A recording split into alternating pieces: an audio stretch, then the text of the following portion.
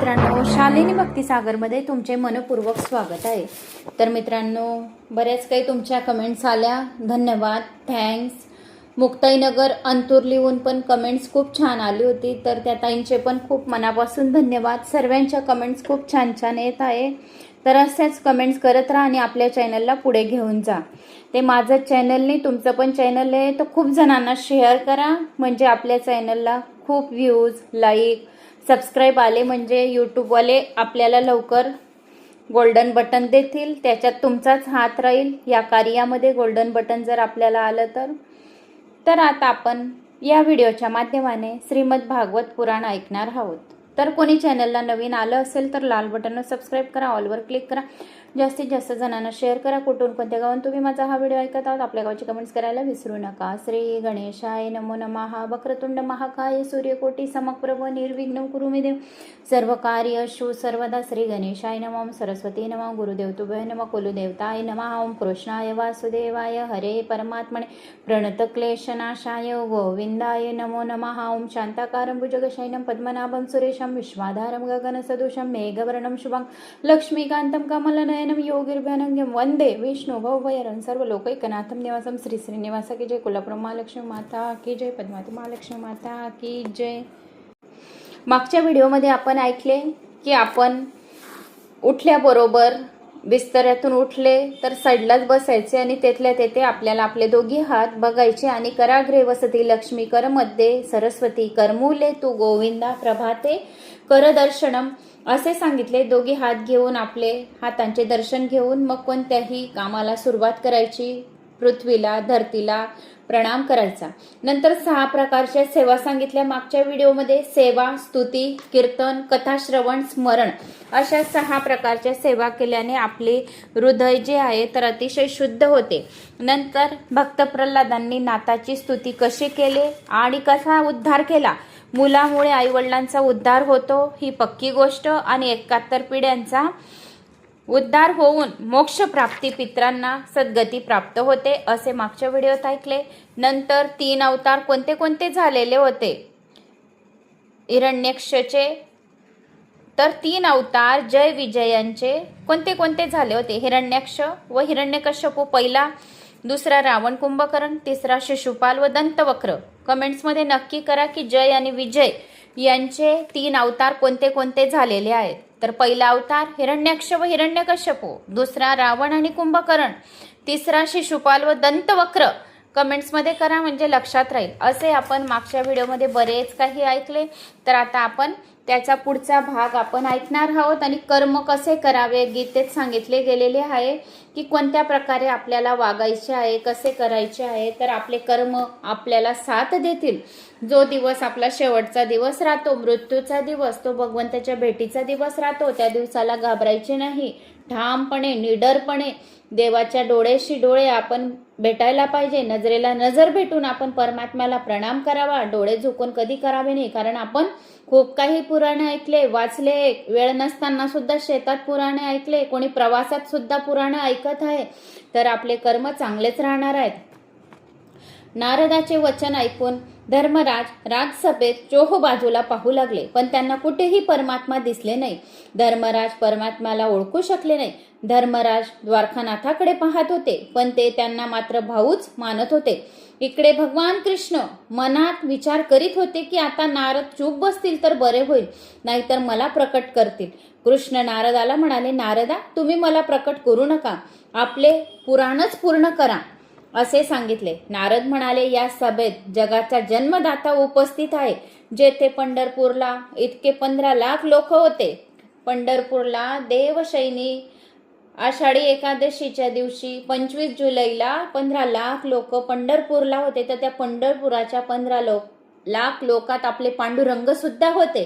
देव सुद्धा त्यांची यात्रा बघायला येतात। जगन्नाथपुरी किती लोक होते?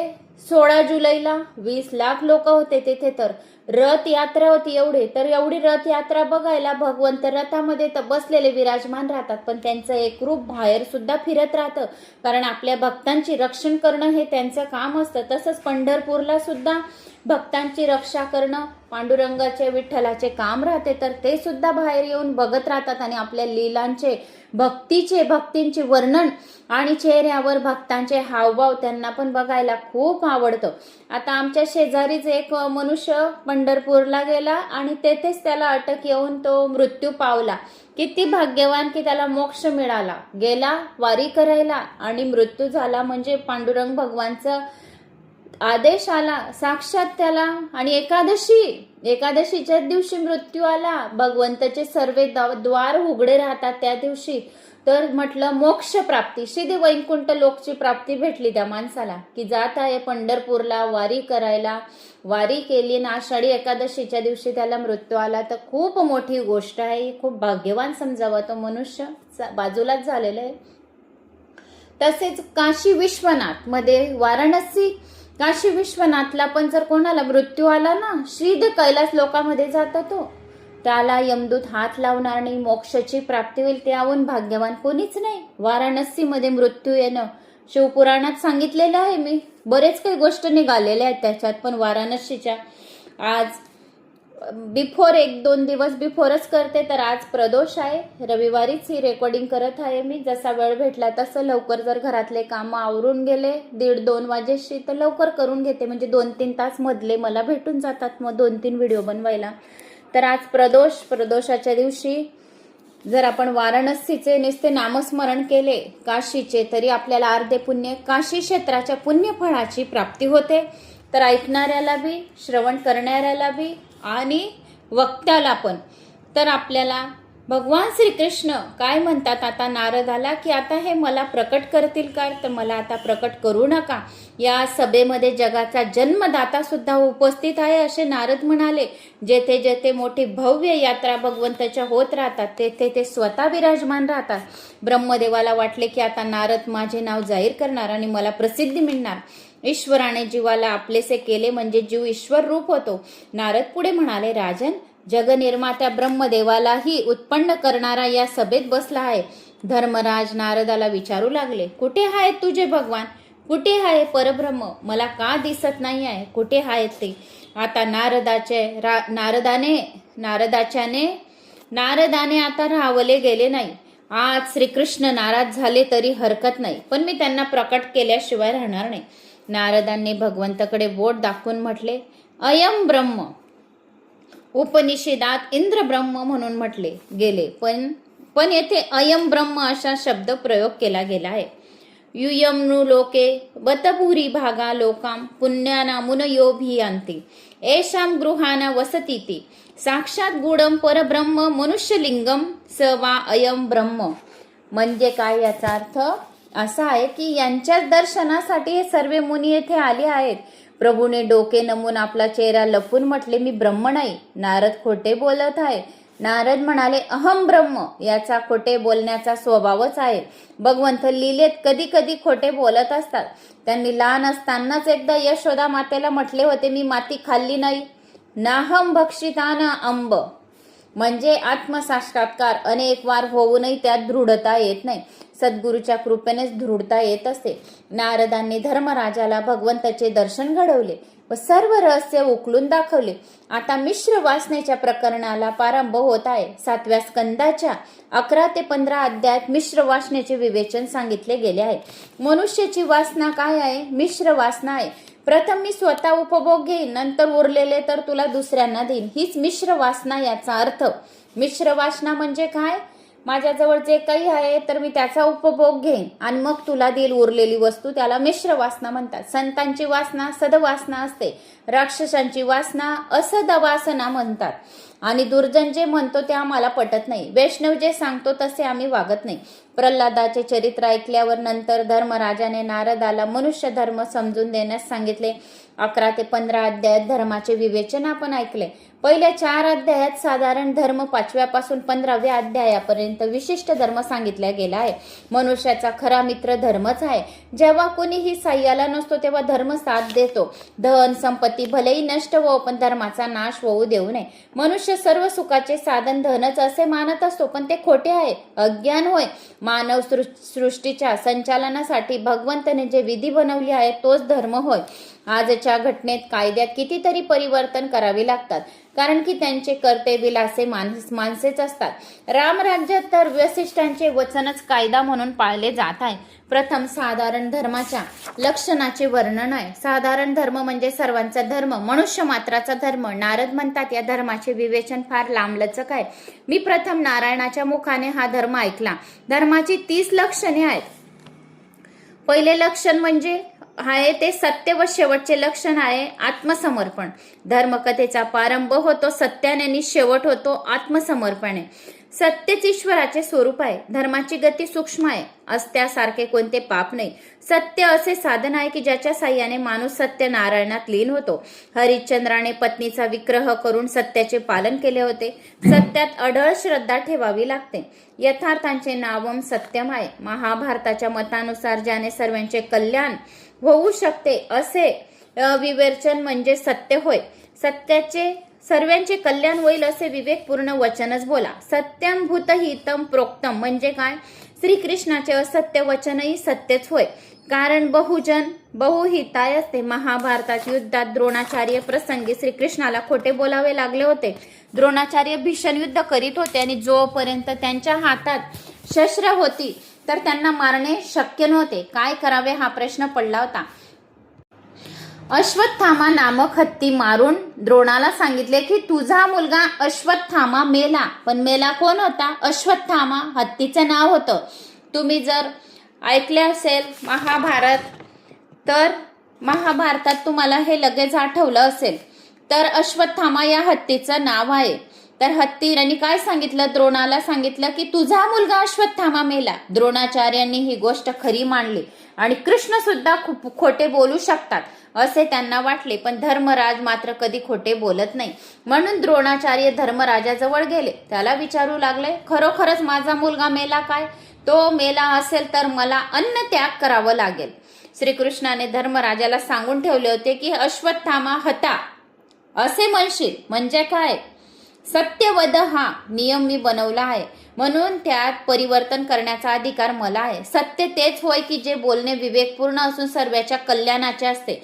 द्रोणाचार्याचे शस्त्र त्यागाने कौरवांचा पराजय होईल. पांडवांना राज्य मिळेल. दुर्योधनाच्या हत्येचे पाप अधिक होणार नाही. इतकेच नव्हे तर त्याचे कल्याणच होईल. कुणी असा प्रश्न विचारतील का सर्वांचे कल्याण होईल पण द्रोणाचार्यांना कोणता लाभ होईल? द्रोणाचार्य वेद संपन्न ब्राह्मण होते. ब्राह्मणाला युद्धाचा अधिकार नाही. जेव्हा त्याला युद्धाचा प्रसंग येईल तर त्याने फक्त धर्मरक्षणासाठी युद्ध करावे. ब्राह्मण असूनही द्रोणाचार्य युद्ध करीत आहे, म्हणून त्याच्या शस्त्र त्यागाचा त्याच्याच कल्याण होईल. मी द्रोणाचार्यांना नरसंहाराच्या पापकर्मापासून वाचवू शकतो, म्हणून धर्मराजा माझी ही आज्ञा आहे.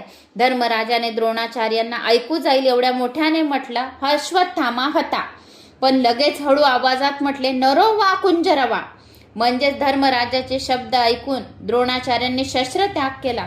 श्रीकृष्णाने धृष्टद्युम्नाला आज्ञा केली की द्रोणाचार्याचा आता शिरछेद करा. ते मेले आणि सर्वांचे कल्याण झाले. दुसरं आहे दयाभाव. जे 30 लक्षणं सांगितले आहे, तर पहिलंच तुम्हाला लक्षण सांगितलं. आता दुसरं दयाभाव धर्माचे दुसरे लक्षण होय. तर होता होई दुसऱ्यांचे भले करा. दररोज तपासून पहा की मी आज कुणाच्या तरी उपयोगी पडलो की नाही. रोज चेक करा, आज आपण कोणाच्या तरी उपयोगी पडायला हवे. तर दयाभाव जर ठेवली, कोणाचं काही काम आपण मदत केली तर त्याच्याने आपल्यावर भगवंताचा आशीर्वाद राहतो. देवाला आवडणारे एखादे काम माझ्या हातून आज घडले का? तुलसीदासाजींनी म्हटले आहे, तुलसी दया न छोडीये जब लगे घंट में प्राण. जो साधक याच जन्मात ईश्वराचा साक्षात्कार करू इच्छितो त्याने समजून उमजून विवेकपूर्वक दुसऱ्यावर दया करावी. कधी कधी दयाभावी भजनात विघ्न आणते. तिसरे लक्षण आहे पावित्र. पावित्र म्हणजेच तिसरे लक्षण पवित्रता आहे. पवित्र हा सर्वांचाच धर्म आहे. आजकाल लोक शरीर तर खूप स्वच्छ ठेवतात, पण मन मात्र शुद्ध ठेवीत नाही. मन शुद्ध, चित्त शुद्ध आवश्यक आहे. मृत्यूनंतर मन सोबत जात असते, पण मन पवित्र ठेवणे आवश्यक आहे. कारण की मृत्यूनंतर फक्त आपलं मन, आत्माच आपल्या बरोबर येणार आहे. शरीर तर जळून जाणार आहे. आणि हे शरीर हर वेळेस 84 लाख योनीमध्ये हर वेळेस शरीर जळते, पण आत्मा जळत नाही. आत्मा का?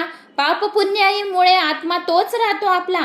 तर आता तुम्ही जीव जंतू, प्राणी, पक्षी बघत असणार. आपल्या घरी कधी कधी मांजर येते, कधी कधी कुत्रा येतो, कधी कधी बैल येतो, कधी कधी नंदी येतो, कधी कधी गाय येते, कधी कधी भरपूर प्राण्यांमध्ये आपण बघतो की काही ना काही एखादं प्राणी येते. साप, खजुरा, हे काय बोलतात त्याला, खनखजुरा, गांडूळ, हे सर्व 84 लाख योनीमध्ये यांनी जन्म घेतलाय. आता परवाच्याच दिवशी आमच्याकडे मांजर आली. माझ्या सासू सासऱ्यांना जेवण देत होती. इतक्या बारकाईने मी तिच्याकडे पाहिले.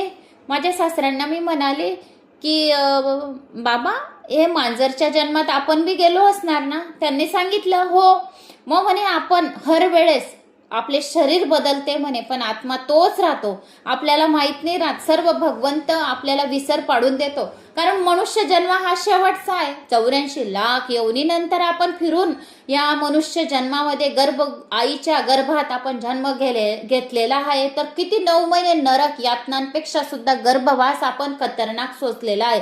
प्रत्येक मानव जीवाने गर्भवास, जो मानव आहे तर तो गर्भवास सोसूनच तर आलेला राहतो. 9 महिने असा विनवण्या करतो. एवढ्याशा गर्भामध्ये त्याला तिथल्या तिथे हातपाय हलवणे, करवड बदलणे, मूत्र आणि सर्व काही वास सहन करणे. कारण की हे शरीर कशाने बनलेले आहे, तर ते तुम्हाला मागच्या व्हिडिओमध्ये पण सांगितले, खूप काही व्हिडिओमध्ये सांगितले आहे की शरीर आपले हे कशाने बनलेले आहे असं. तर हे असे शरीर आपले दुर्गंधीयुक्त सर्वात जास्त शरीर आहे, दुर्गंधी. म्हणूनच तर आपल्या या शरीराला 24 तासात जाळून टाकतात. कारण कोणाकोणाला आता किती प्राण्यांना किती दिवस पडलेले राहतात, पण माणसाला 2-3 दिवस, कुठं ऐकलंय का 3 दिवस झाले. 2 दिवस बी जर ठेवायचं म्हटलं तर बर्फाच्या पेटीत आपल्याला ठेवावं लागतं मनुष्याला, कारण की वास येऊ नये याच्यासाठी. तर हर वेळेस आपलं मन, आत्मा फक्त आपल्या पापकर्मामुळे याच्यातून आत्मा काढला का त्याच्यात टाकून देतो भगवंत, ढकलून देतो त्याच्यातून काढला का दुसऱ्याकडे ढकलून देतो पापकर्मामुळे. तर आपले पापकर्म, आपले कर्म असे हवावीत की आपल्याला मोक्ष प्राप्ती आणि मुक्ती मिळावी, श्रीदी वैकुंठ लोक शिवलोकाची आपल्याला प्राप्ती व्हावी.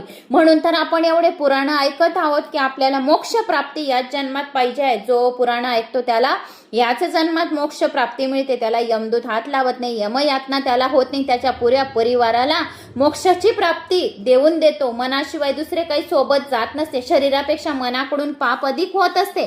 शरीराने कुठून पाप होईल? शरीरामध्ये तर मन आहे, मनच आपलं पाप करत राहतं. ज्याचे मन पापी असते तो ईश्वराच्या ध्यानात स्थिर राहू शकत नाही. जीव व्यवहारात इतका गुंतून गेलेला आहे की त्याला मनातील पापाची जाणीव सुद्धा होत नसते. तर हे तिसरे लक्षण तुम्हाला सांगितले पावित्र्याचे. आता चौथा लक्षण आहे धर्म.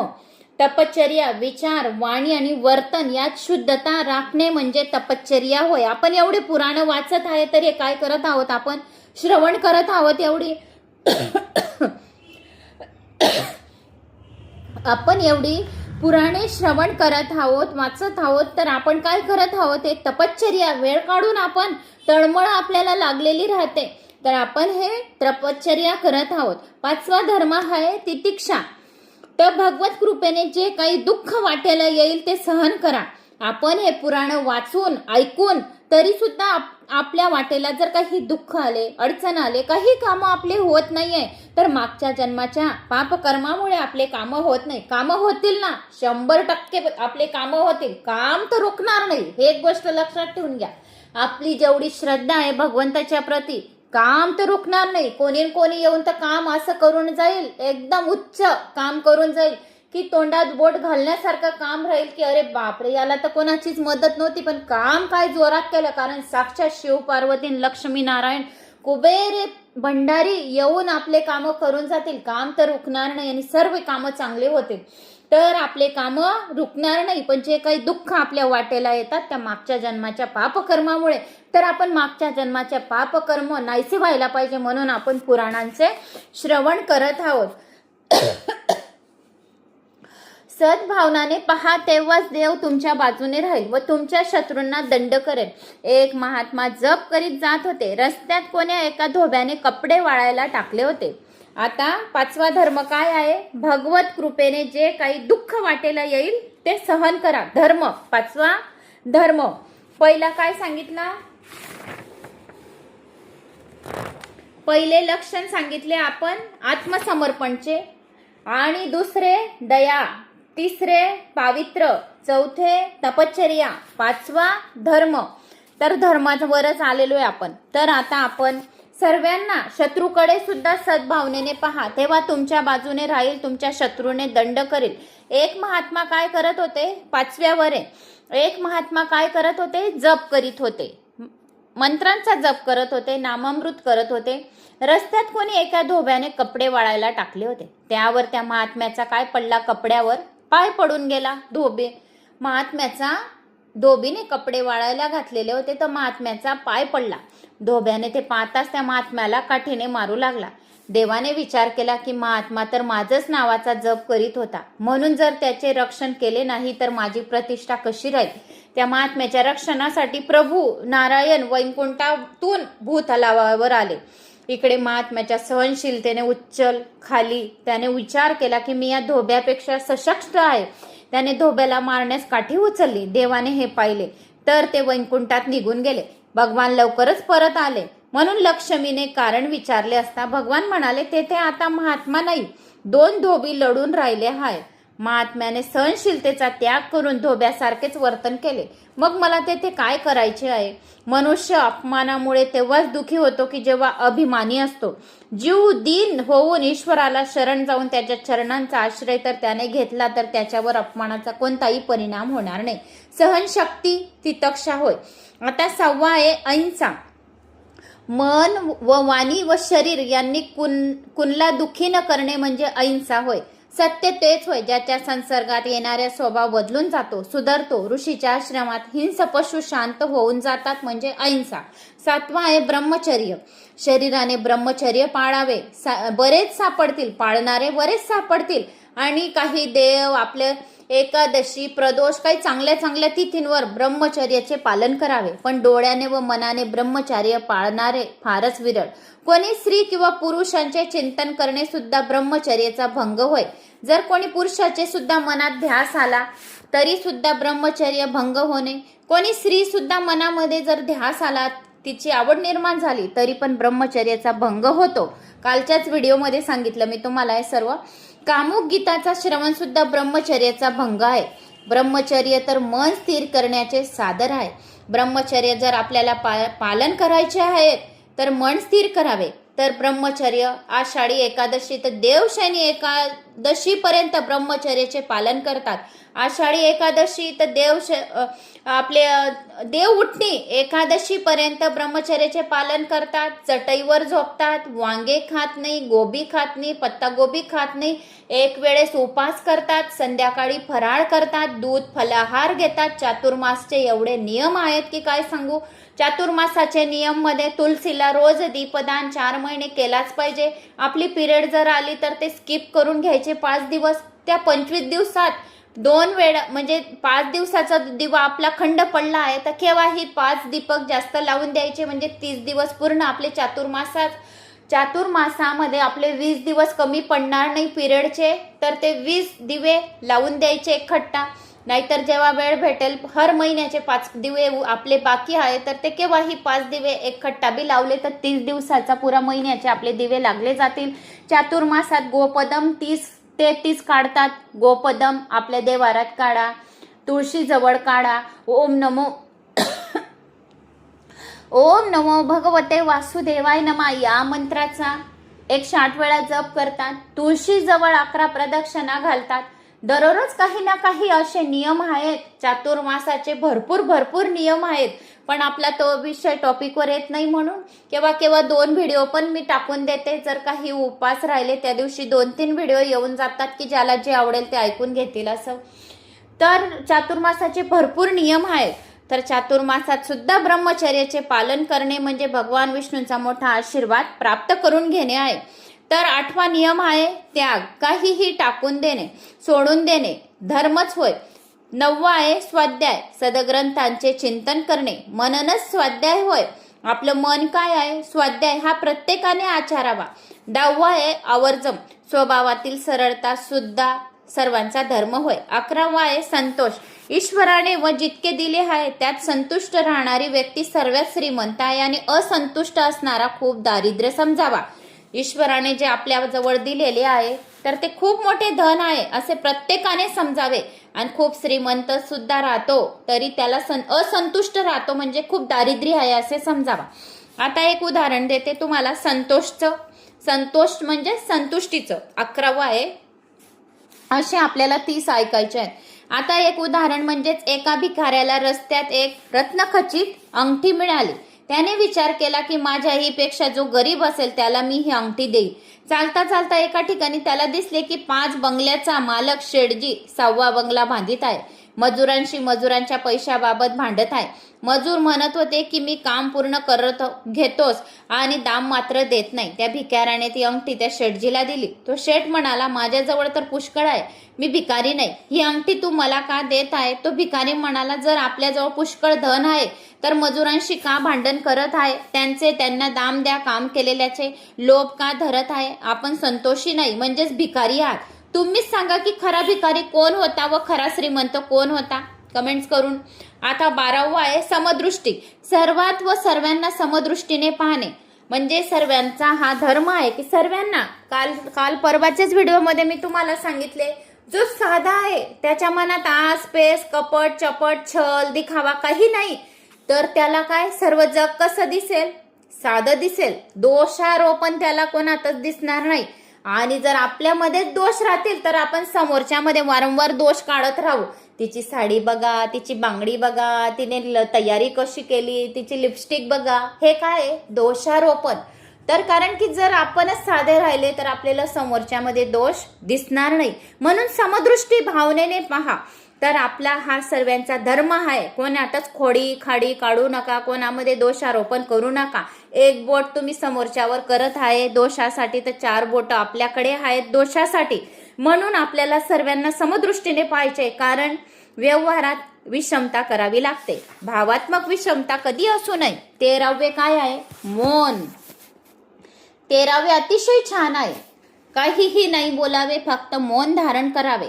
मौन धारण केल्याने आपल्याला सर्व पूजा पाठ केलेल्याची प्राप्ती होते. कोणाची निंदा नसेल ती काहीही होत नाही.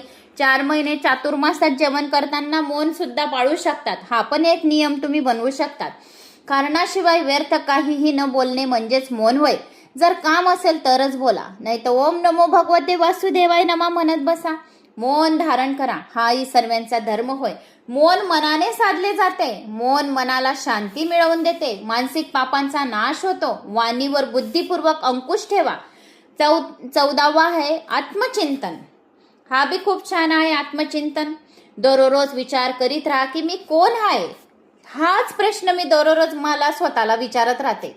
मी स्वतः माझा विचार करत राहते. आपला अधिकार कोणावर नाही. मी आलेली आहे तर मला जायचं आहे. कोणाला मी विकत घेतलेले नाही आहे. फक्त आपला अधिकार आपल्या मुलांवर आपल्या पतीवर आहे एवढं आपल्याला वाटतं.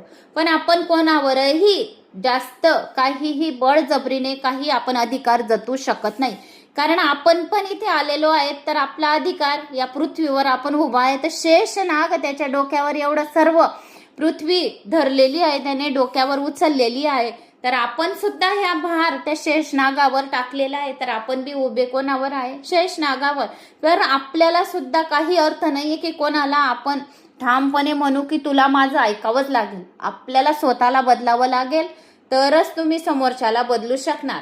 तर आत्मचिंतन करत राहा की मी कोण आहे, कशासाठी आलेलो आहे आपण इथे खाली. आपण उगाचच काहीही कोणत्याही कारणास्तव खाली आलेलो नाहीये. काही ना काही आपल्याला भगवंताने इकडे का पाठवलेलं आहे याचा विचार जर रोज केला तर ओम नमो भगवते वासुदेवाय नमः हा मंत्र तुमच्या मनात जरूर येईल. आणि मी शरीर नाही, मी परमात्म्याचा अंश आहे, आताच सांगितलं तुम्हाला. तर आपलं हे शरीर काय आहे, शरीर तर जळून जातो पण आत्मा तोच राहतो. तर आत्मा कोणाचा आहे, परमात्म्याचा अंश आहे. जन्माला येण्यापूर्वी मला कोणी नातेवाईक नव्हते, मृत्यूनंतर सुद्धा कोणी नातेवाईक नाही असे मनात ठेवावे लागेल. मी जन्माला आलो तेव्हा नातेवाईक नाही, मृत्यूनंतर सुद्धा मला नातेवाईक असणार नाही. या दोहांच्या मध्ये नातलक असतात तर कोण, कुठून येतात, हे सर्व फक्त भगवंताची माया आहे. आत्मस्वरूप यथार्थपणे जाणाऱ्याचा आनंद मिळू शकतो, जग नाही असा अनुभव जर माणूस घेऊ शकतो तर मी का नाही असे स्वतःच्या बाबतीत मान्य करू शकत नाही. तो परमेश्वराचा अंश आहे, त्याला शरीरापासून भिन्न व्हायचे आहे. दृश्यापासून दृष्टी मागे परतून सर्व साक्षीरूप द्रष्ट्यात मन स्थिर कराल तर खरा आनंद तुम्हाला मिळेल. आत्मनामत्व विवेक ही सर्वांचा धर्म आहे. जगत अपूर्ण आहे व आत्मा परिपूर्ण आहे. मनुष्य जोपर्यंत आपले स्वरूप पाहू शकत नाही तोपर्यंत त्याला आनंद तो मिळवू शकत नाही. वेदांची वाणी अति गूढ आहे. एका शेठजीने, आता तुम्हाला उदाहरण देते, एका शेठजीने आपल्या वहीत लिहून ठेवले होते की गंगा यमुनाच्या मध्यभागी मी ₹1,00,000 ठेवून दिले आहेत.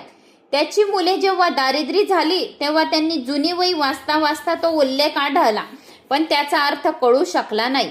एकदा त्याच्या जुन्या मुनीम कुठून तरी आले आणि त्यांना त्या वहीतील लेखाचा अर्थ विचारला. ते म्हणाले, तुमच्या 2 गायी आहेत, गंगा व यमुना. या गायी जिथे बांधल्या आहेत तेथे ₹1,00,000 पुरून ठेवले आहेत.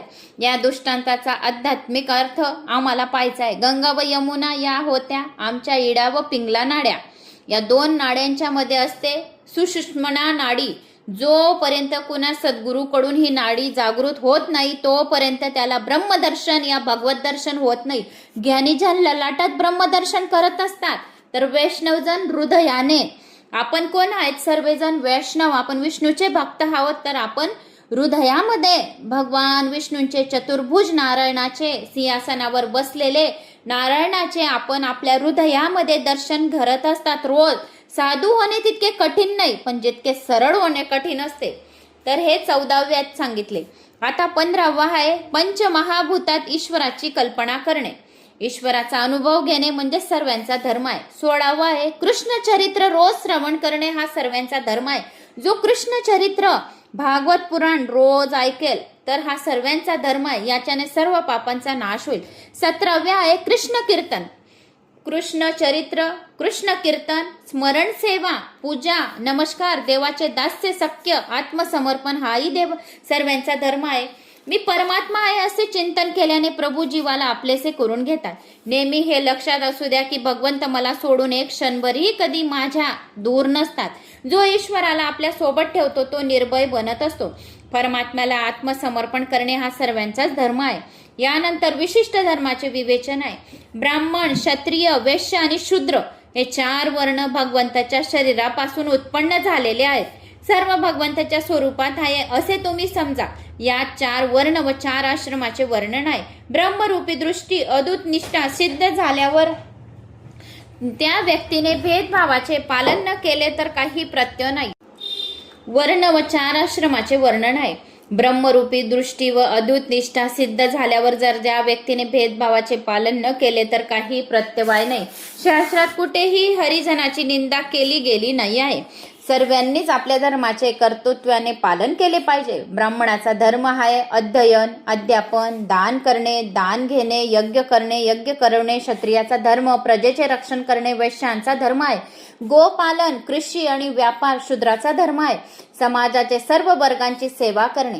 यानंतर आश्रम धर्माचे विवेचन आहे. आश्रम 4 आहेत. मनुष्याचे आयुष्य 100 वर्षाचे सांगितले गेले आहे. आजचा काळ लक्षात घेतला असता म्हणजे माणसाने 23 वर्षपर्यंत ब्रह्मचर्य, 23 वर्षपर्यंत ब्रह्मचर्य, तर 24 ते 40 वर्षपर्यंत गृहाश्रम, 41 तर वानप्रस्ताव यांचे पालन करणे, 51 वर्षानंतर संन्यास घ्यावा. ब्रह्मचर्याश्रम वृद्धी आहे, गृहाश्रम क्षय समजावा. वानप्रस्थाश्रम संयम वाढवून पुन्हा शक्तीची वाढ करायची असते. शक्तीचा गुणाकार करायचा असतो. संन्यासाश्रमात भागाकार आहे. नैष्टिक ब्रह्मचारी नेहमी करताच ब्रह्मचर्याचे पालन करतो. महाप्रभूंनी गृहाश्रमात प्रवेश करून संन्यास घेतला होता. वर्णाश्रमाची रचना क्रमशः हळूहळू जीवाला ईश्वराजवळ जाण्याची शिडीच होय. ब्रह्मचार्याने नेहमी अल्प भोजन करावे. अधिक भोजन करणारा ब्रह्मचर्य पाळू शकत नाही, म्हणून भोजन अति कमी करावे. जिथे आपण 2 पोळी खातो तर 1.5 खावी, जिथे 1.5 खातो तर 1च खावी. रोजचे पण भोजन आपण कमीच करावे. आता दुपारी मी अर्धी 1 पोळी कमीच खाते का? दुपारी जर जास्त जेवण करून घेतलं तर झोप येईल. कथा कशा काय वाचू, झोप येईल. तर एक पण दिवस असा नाही की झोपली असेल की काय, तर झोप हा शब्दच डिलीट आहे. तरच तर ह्या कथा होत आहे. कथा करायच्या, रेकॉर्डिंग करायची, एडिटिंग करायची, थंबनेल लावायचे, टायटल लावायचे, कमेंट्सना उत्तरं द्यायचे, रोज अपलोड करायचे. म्हणजे पूर्ण कामं हे व्हिडिओचे पुरे व्हिडिओ रेकॉर्डिंग अर्धा पाऊण तासानंतर त्याचे कामं 2 तासाचे कंप्लीट करायचे. रोजचा 2.5 तासाचा एका व्हिडिओ मागे टाइम द्यावा लागतो. म्हणून जेवण थोडे कमी करावे. रात्री फलाहार दूधच घ्यावे, म्हणजे आपल्याला झोप येणार नाही. आणि जास्त जेवण करू नये की पोटाच्या बाहेर खूप त्रास होत आहे आणि जेवण केलेले हे फायदेशीर राहत नाही. म्हणून अधिक भोजन करणारा कधीही ब्रह्मचर्य पाळू शकत नाही. त्याचा आहारही अति सात्विक असावा. त्याने इंद्रियांचा विश्वास मुळीच बाळगू नये. मोठे मोठे ऋषी मुनी जेथे गडबडून गेले तेथे सामान्य माणसाची काय कथा.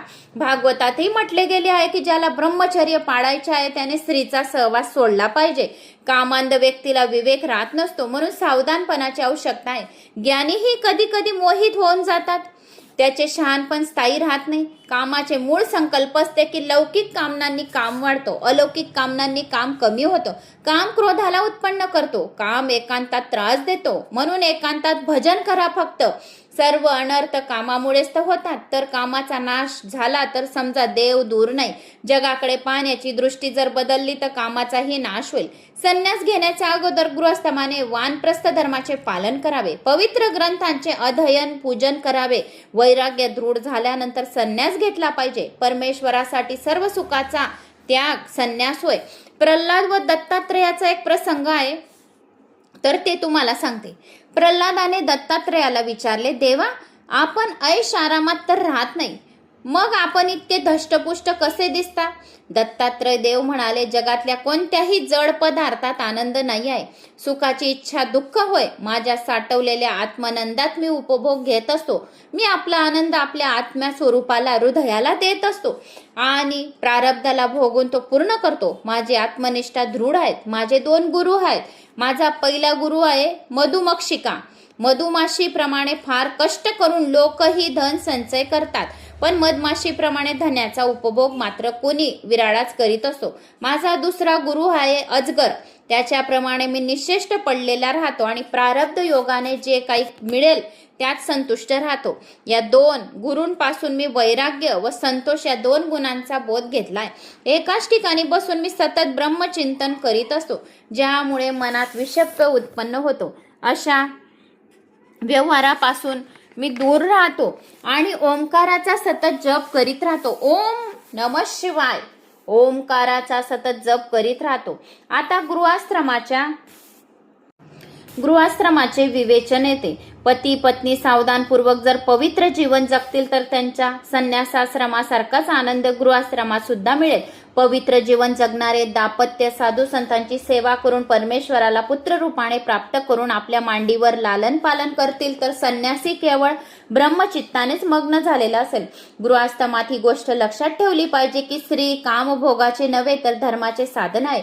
पत्नी गृहाश्रमात सहाय्य करणारी साथीदार असते. पत्नी सत्संग व्हावा तेव्हाच गृहाश्रम दिव्यता धारण करतो. गृहाश्रमाला धर्मच टिकून धरीत असतो. संन्यासी गृहाश्रमाच्या अंगणात येतो, म्हणून गृहाश्रम श्रेष्ठ आहे. दोघेही पती पत्नी जर सुपात्र असतील तर धर्म पालन होऊ शकेल. गृहाश्रम सर्वश्रेष्ठ आहे. गृहस्थाने 2 स्थळे सावध असले पाहिजे. त्याच्याकडून कुठे पापाचार न व्हावा. त्याने अंतरस्थ अनासक्त राहून बाहेर सर्वांशी प्रेमाचा व्यवहार करावा. जे पानात वा ताटात असते ते सर्वच काही आपले नसते. जेवढे पोटात समावू शकते तेवढेच आपले समजावे. पोटात जितके गेले त्यातील जितके पचू शकेल तेवढेच आपण खाऊ शकतो. म्हणून जास्त खाऊ नये, त्याच्याने अजीर्ण होते. तर कमीच खावे. 2 टाइम कमी खावे. जरुरी नाहीये की पोट फाडून एकदम जास्त खावे की तरी त्रास होतोय, फुसकाऱ्या मारतोय, उलटा जीव फुसकारित आहे तर त्याला काही अर्थ नाही की जर शरीराला कष्ट देऊन खाल्लेले काय अर्थ आहे. थोडेच खा, पण आनंदाने खा, व्यवस्थित खा, मौन धारण करून खा. जेवणाच्या वेळी आनंदी जेवण करावे, अन्नपूर्णा मातेचे स्मरण करावे, म्हणजे त्या अन्नाला अतिशय रुची येते आणि घरात धनधान्याची बरकती राहते.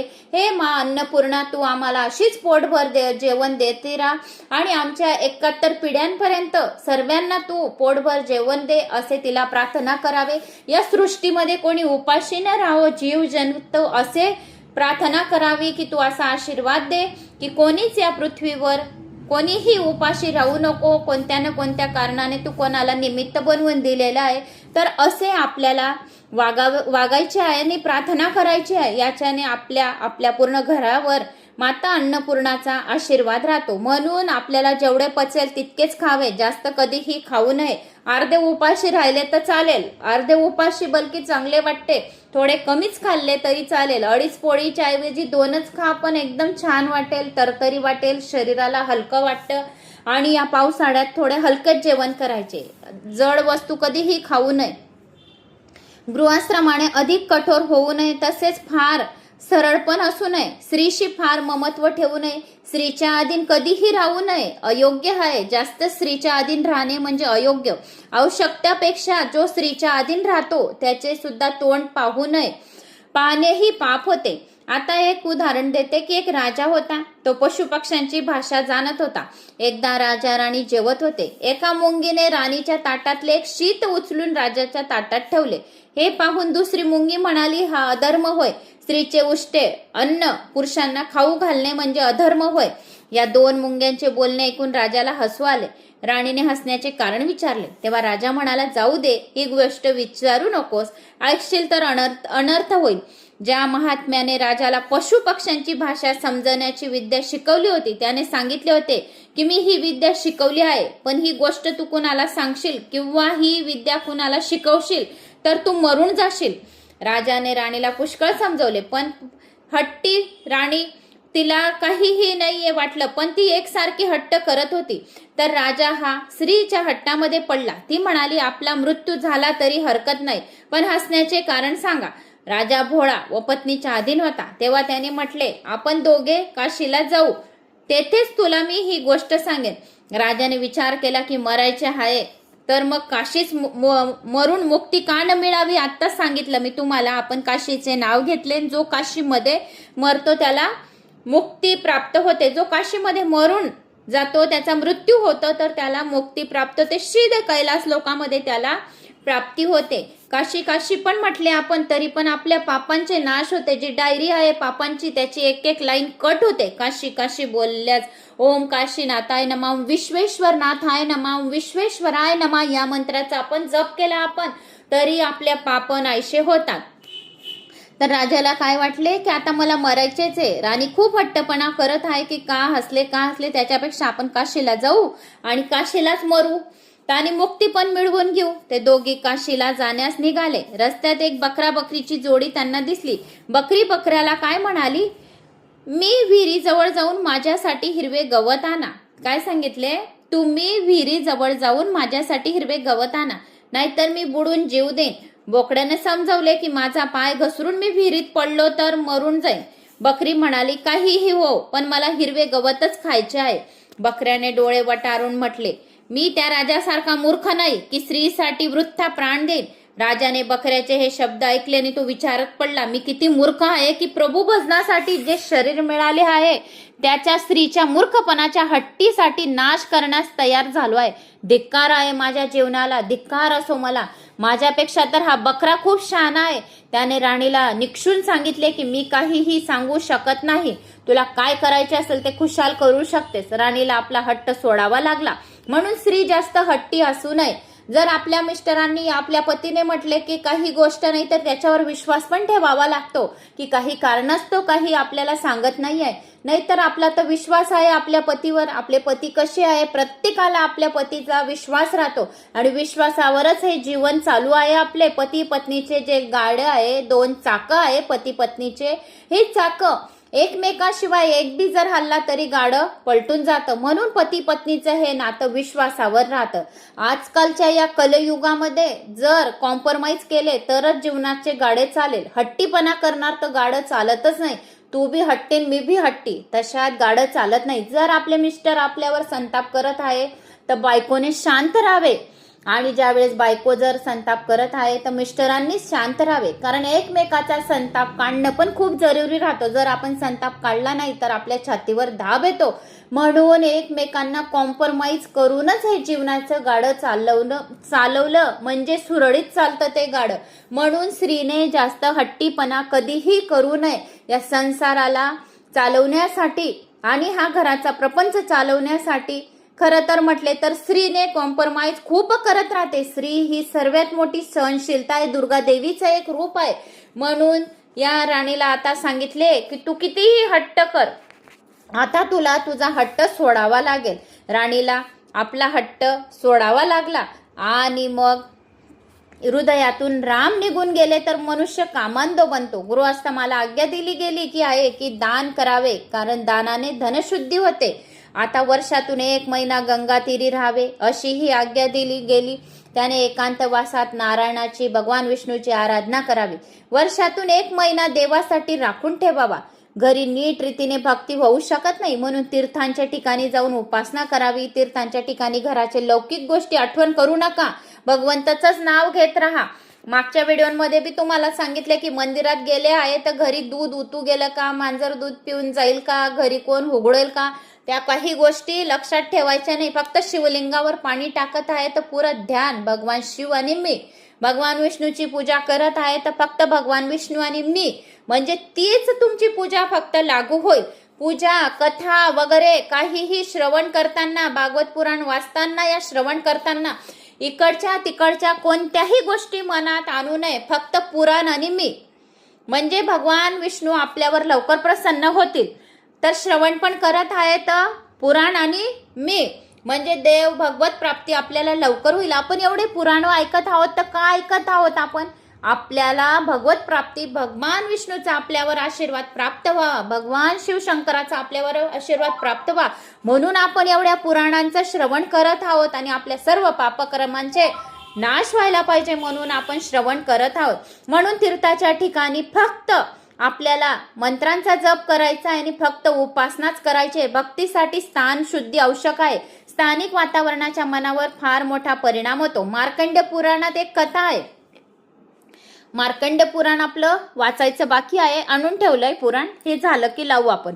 तरी पण मी तुम्हाला सांगून देते. मार्कंड पुराणात एक कथा आहे. राम लक्ष्मण वनात प्रवास करीत होते. रस्त्यात एका ठिकाणी लक्ष्मणाच्या मनात कुभाव उत्पन्न झाला. मती भ्रष्ट झाली. तो मनात म्हणाला, कैकेयीने वनवास तर रामाला दिला, मला नाही. मी रामाच्या सेवेसाठी कशाला एवढे कष्ट उपसू. रामाने लक्ष्मणाला सांगितले, या जागेची माती चांगली दिसते, थोडी सोबत घेऊन चल. लक्ष्मणाने एक गठडी बांधली. रस्त्यात जोपर्यंत ती गठडी होता, हातात घेऊन तो चालत होता, तोपर्यंत त्याच्या मनात वाईट विचार येतच होते. पण जेव्हा जेव्हा लक्ष्मण ती गठडी जमिनीवर ठेवून दूर होत असे, तेव्हा तेव्हा त्याच्या मनात राम सीतेविषयी ममत्व जागृत होत असे, भक्ती उत्पन्न होत असे. ते पाहून लक्ष्मणाला फार आश्चर्य वाटले. त्याने रामाला याचे कारण विचारले. प्रभू श्री राम म्हणाले, तुझ्या मनाच्या अशा परिवर्तनाबद्दल तू दोषी नाहीस. या मातीचा प्रभाव आहे. ज्या भूमीवर जसे कार्य घडते तसे चांगले वाईट परिणाम या भूमीवर आसपासच्या वातावरणात होतो. आता ज्या घरांमध्ये पुराणांचे श्रवण होत असेल तेथे पुरी जागा पॉझिटिव्ह झाली असेल. 4000 किलोमीटर पर्यंत एका घरात व्हिडिओ चालू असेल तर तुमचे 4000 किलोमीटर पर्यंत वातावरण एक सुरक्षा कवच असेल. पुरं भगवंताचा आशीर्वाद असेल. ती वातावरण पुरं पॉझिटिव्ह असेल. नेगेटिव्ह ऊर्जा तिथं टच करू शकत नाही. बाहेरच्या बाहेरच पडून जाईल. ती घरापासून तुमच्या मध्ये प्रवेश करणार नाही. दोष कोणतेही प्रवेश करणार नाही. एवढी शक्ती या पुराणांमध्ये आहे. तसेच या मातीमध्ये पण सांगितले, जी जागा जिथे ज्या गोष्टी होतात चुगली चाळीच्या, तर ते वातावरण, ते घर, असं आपण काय म्हणतो, बाई त्या एका ठिकाणी गेली, माझा असा जीव घाबरायचा, मला असं वाटायचं त्या घरातून कधी बाहेर जाऊ, तिथं चहा प्यायला बोलवलं तर हे खरंच आहे गोष्ट. ज्या घरात जर जास्त चुगल चाळी होतात त्या घरामध्ये आपला काय माता लक्ष्मी तर थांबतच नाही, तर आपण कुठून थांबणार सांगा. म्हणून निंदा नसल ती कोणाचं, कितीही काहीही गोष्ट असे, घरात पॉझिटिव्ह बोलायची आणि तुरंत बंद करायच्या त्या गोष्टी, आपल्या पुराणांच्याच गोष्टी चालू ठेवायचे, तेवढे वातावरण पवित्र होईल, आत्मा पवित्र होईल, आत्मा शुद्धी होईल. म्हणून प्रभू श्रीरामांनी सांगितले की तू या ज्या वाईट गोष्टी बोलत होत्या ना, तर त्या भूमीवर जी माती होती ना त्याचा दोष आहे, तुझा दोष नाही आहे. जसे आसपासचे वातावरण राहते तसे त्याचे दोष राहतात. आता त्यावरची जागेवरची माती आहे, त्या जागी सुंद व उपसुंद नावाचे 2 राक्षस होते. तू जिथं चालत होता ना त्या जागेवर तिथे 2 राक्षस राहत होते. तू ज्या जागी बोलला ना की मला उगीच गठोडी जमीन धरावी लागत आहे, माझा काय दोष, कैकईने तर रामाला वनवास दिला आणि मला रिकामच यावे लागले रामाबरोबर, तर हा तुझा दोष नाही, त्या मातीचा दोष. कारण तेथे 2 राक्षस राहत होते, सुंद आणि उपसुंद. त्यांनी घोर तपश्चर्या करून ब्रह्मदेवाला प्रसन्न करून घेतले होते आणि अमरतत्वाचं वरदान मागितलं होतं ब्रह्मदेवाकडून. मग ब्रह्मदेवांनी काही नियंत्रण ठेवून वर देण्याचे ठरवले. त्या 2 भावांचे अति प्रेम होते, म्हणून ते म्हणाले, भगवान आमचा मृत्यू फक्त आमच्या दोघांच्या भांडणानेच व्हावा, इतर कोणत्याही कारणाने होऊ नये. ब्रह्मदेवांनी वर दिला. त्या दोघांना वाटले की आम्ही कधीही भांडणार नाही, म्हणून आता आम्ही अमर झालो आहे. पण या अमर तत्वाच्या घमेडीत त्या दोघांनी देवांना त्रास देण्याला प्रारंभ केला. देवांनी ब्रह्मदेवाचा आश्रय घेतला. तेव्हा ब्रह्मदेवाने तिलोत्मा नावाची एक अप्सरा निर्माण करून घेतली. आता ब्रह्मदेवाने काय केली, तिलोत्मा नावाची अप्सरा निर्माण केली. तिला त्यांच्याकडे जाण्याची आज्ञा केली. तिलोत्माला सुंद व उपसुंद दोघांनाही त्या सुंदर अप्सरेला पाहिले व ते दोघंही मोहित झाले. दोघी भाऊ मोहित झाले तिलोत्मावर. सुंद म्हणाला ही माझी तिलोत्मा आहे आणि उपसुंद म्हणाला ही माझी तिलोत्मा आहे, तुझी अप्सरा नाही माझी अप्सरा आहे. दोघांमध्ये भांडण. जरा विचार करून बोल की तुझी भाऊजाई अर्थात माझी पत्नी आहे. दोघे भांडू लागले की नाही नाही तुझी भाऊजाई आणि माझी पत्नी आहे. दोघं एकमेकांना बोलू लागले की ही तिलोत्मा माझी आहे. तेव्हा तिलोत्मा म्हणाली जो जिंकेल त्यांच्याशी मी विवाह करेन. जिंकण्याच्या ईर्ष्येने त्या 2 भावांनी असे घनघोर युद्ध केले की दोघंही मरण पावले. ते दोन्ही राक्षस ज्या जागी मरण पावले त्या जागेची माती आहे, म्हणून तुझ्या मनात हे वाईट गोष्टी येत होता. म्हणून मी तुला बोलले की थोडीशी माती उचलून घे, चांगली दिसत आहे आणि याची गठोडी धर. जोपर्यंत तुझ्या हातात त्या जागेची, राक्षसांच्या जागेची गठोडी हातात होती मातेची, तोपर्यंत तुझ्या मनात वाईट विचार येत होते. ज्यावेळेस तू गठोडी बाजूला ठेवत होते त्यावेळेस माझ्या बद्दल आणि माता सीताबद्दल तुझ्या मनात ममत्व जागत होते. म्हणून दोष तुझा नाही, या घराचा, या मातीचा. या ठिकाणी या राक्षसांच्या, यांनी इथे घोर तपश्चर्या केली होती, ते भांडणं केली होती, म्हणून या मातीचा दोष आहे. म्हणून मातीत सुद्धा द्वेष, तिरस्कार आणि वैराग्याचे संस्काराचे सिंचन झाले आहे. ज्या भूमीवर जसे कर्म केले जाते त्या भूमीवर तसे संस्कार होतात. ज्या घरामध्ये जसे कर्म केले जाते तसे आपल्या मनात, आपल्या मुलाबाळांना, आपल्या पतीला विचार येतात.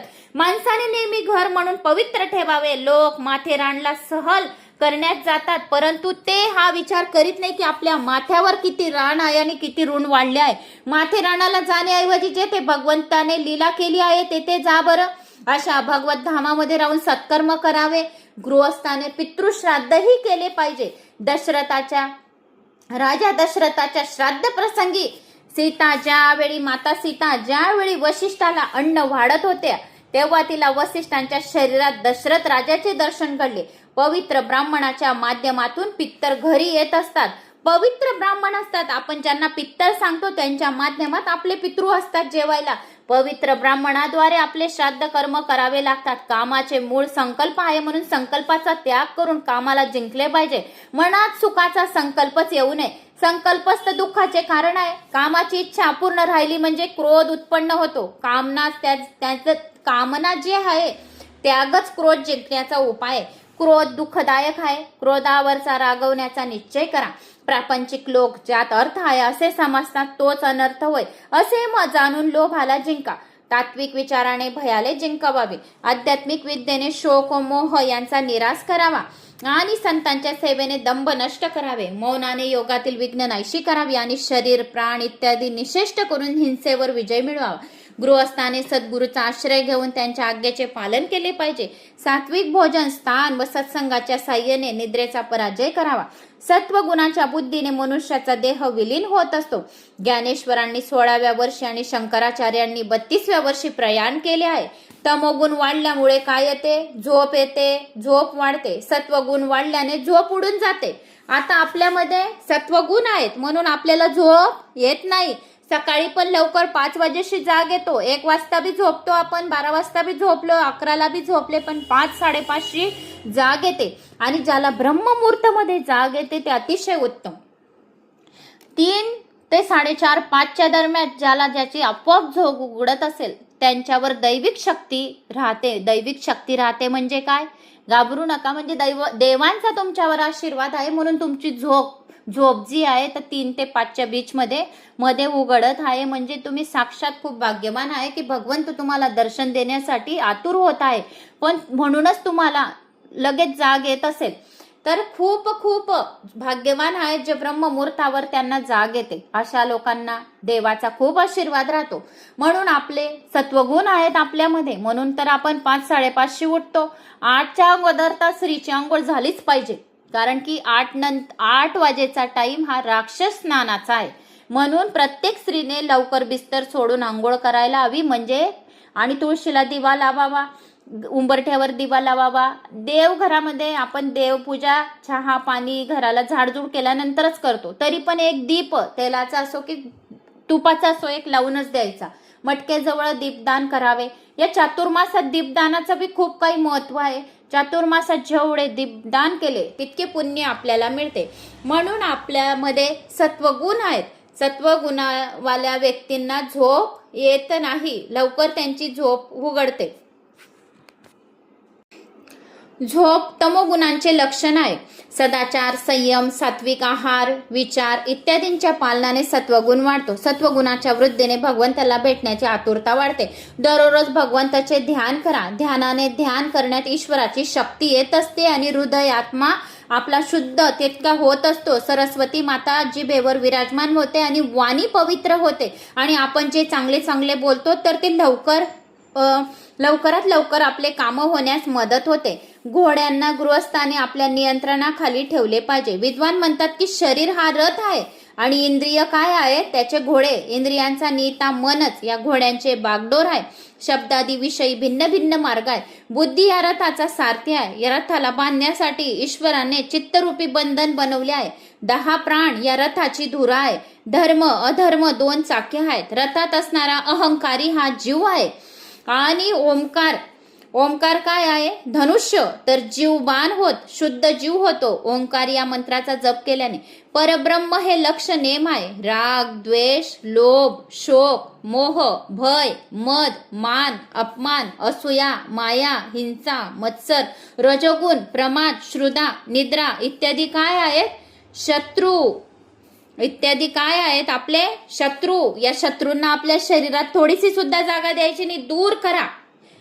कोणते कोणते शत्रू आहेत? व्हिडिओ आज थोडा मोठा झाला कारण की सप्तम स्कंद समाप्त होत आहे 5 मिनिटात, म्हणून मग मी ने चालू ठेवला. तर आपले हे जे शत्रू आहेत तर शत्रूंना दूर करा. कोणते कोणते शत्रू आहेत? राग शत्रू, द्वेष शत्रू, लोभ, शोक, मोह, भय, मद, मान, अपमान, असूया, माया, हिंसा, मत्सर, रजोगुण, प्रमाद, क्षुधा, निद्रा इत्यादी. निद्रा याने झोप. तर इत्यादी काय आहेत? शत्रू. यांना आपल्या शरीरातून काढून फेका. जोपर्यंत मनुष्य देहरूपी रथ आपल्या ताब्यात आहे त्याचप्रमाणे इंद्रियादी बलवान आहेत, कार्यक्षम आहेत. तोपर्यंतच माणसाने सद्गुरु चरणाची सेवा करून ज्ञानरूपी तीक्ष्ण तलवार घेऊन भगवंताचे बल धारण करून राग द्वेषींच्या शत्रूंना जिंकून घ्यावे आणि त्यानंतर शांत होऊन स्वानंद रूपी स्वराजाने संतुष्ट व्हावे. शेवटी शरीर रथाचाही त्याग केला पाहिजे. हे करणे जर शक्य झाले नाही तर रणांगणावर विराजमान असणाऱ्या प्रमादी जीवाला तसेच दुष्ट इंद्रियादी रूपी घोड्यांना बुद्धी सारथी अयोग्य मार्गावर घेऊन जाऊन चोरांच्या स्वाधीन करून देतील. ते चोर घोडे व सारथी यासह शरीरात जीवाला अंधकार व्याप्त आणि महामृत्यूच्या भयाने भरलेल्या संसार रूपी कुपात फेकून देतील. वेदात 2 प्रकारची कर्मे सांगितली गेली आहेत. प्रवृत्ती कर्माने मनुष्य संसारात परत येतो आणि निवृत्ती कर्माने मनुष्य मोक्ष प्राप्त करून घेतो. मी कमवतो असा अभिमान गृहस्थाने बाळगू नये. द्रव्य माझे आहे असा अभिमान पण बाळगू नये. द्रव्य सर्वांचे आहे. गृहस्थाने भाव दैविक सिद्ध करावे. पती पत्नीने सत्संग दोघं मिळून करावे. एकांतात बसून हरिकीर्तन करावे. पती पत्नीने कीर्तनाने कलीचे दोष नाहीसे होतात. धर्माने द्रव्योपार्जन करावे. मोज मजेच्या वेळी सर्व सोबत असताना दंड एकट्या जीवात्म्याला भोगावा लागतो. अनेक गृहस्त्रमी संसार पार करून गेले आहेत. याप्रमाणे नारदांनी धर्मराजाला उपदेश केला. शेवटी धर्मराजाने नारदाची पूजा केली. हरे राम राम राम हरे हरे, हरे कृष्णा कृष्णा कृष्णा हरे हरे. सप्तम स्कंद समाप्तम. आता आपण पुढच्या व्हिडिओमध्ये 8वा स्कंद लावणार आहोत. तर आपले किती 12 स्कंद आहेत एकूण, तर 4च स्कंद राहतील. अर्ध्याच्या वर पुढे गेलं आपलं पुराण. 4 स्कंदामध्ये आपलं पुरं पुराण होऊन जाईल. कधीचे आपण पुराण आता 2 महिन्यापासून कंटिन्यू चालू. अधिक मास पासून आपण पुराण लावलेलं आहे. तर भरपूर आता थोडा टाइम जास्त 10-15 मिनिटं घेत आहे, म्हणजे लवकर होईल त्याच्यामुळे आपलं. तर आपले पुढच्या व्हिडिओमध्ये 8वा स्कंद आपण लावणार आहोत. तर मित्रांनो, मला अशी आशा आहे की तुम्हाला माझा हे पुराण आवडलं असेल. आवडल्यास लाईक, शेअर, सबस्क्राईब करा, कमेंट्स करायला विसरू नका. आता पुढे 4च स्कंद राहिले आहेत. तर खूप छान आहे. शेवटचे मोक्ष प्राप्तीचे राजा परीक्षितेला कशी मोक्ष प्राप्ती होईल, आता पुढचे भाग खूपच छान आहेत या 4 स्कंदामध्ये. तर सर्वांनी ऐका आणि चॅनलला खूप खूप पुढे घेऊन जा. तुमचा सपोर्ट आहे माझ्या चॅनलला पुढे घेऊन जाण्यासाठी आणि अजून पुढे राहील अशी मी आशा करते. तर लाईक, शेअर, सबस्क्राईब करा आणि कमेंट्स बॉक्समध्ये ओम नमो भगवते वासुदेवाय नमः